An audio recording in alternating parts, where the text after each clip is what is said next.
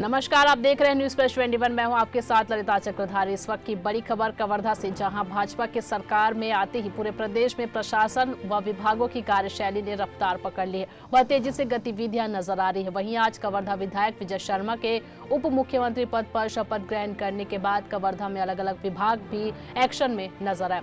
एक और सुबह जहाँ नगर पालिका में अतिक्रमण को लेकर खलबली मची हुई थी, वहीं शाम होते हुए PWD विभाग भी एक्शन में नजर आया, जहां कवर्धा के राजमहल चौक से समनापुर जाने वाली सड़क में गड्ढों की मरम्मत की जा रही थी व साथ ही इस मार्ग की सड़क में सुधार किया जा रहा था। सरकार के बदलती ही ट्रेलर तो आम लोगों को पसंद आ रहा है। अब आगे देखना है कि यह सरकार आने वाले समय में जनता के दिलों में और किस तरह अपनी जगह बनाए रखती है।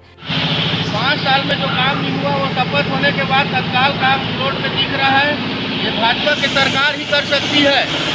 धन्यवाद। कवर्धा से डॉक्टर मिर्जा के साथ मेघा यादव की रिपोर्ट। ऐसी जानकारियों से लगातार अपडेट रहने के लिए देखते रहे न्यूज प्लस 21, आपके हक की बात।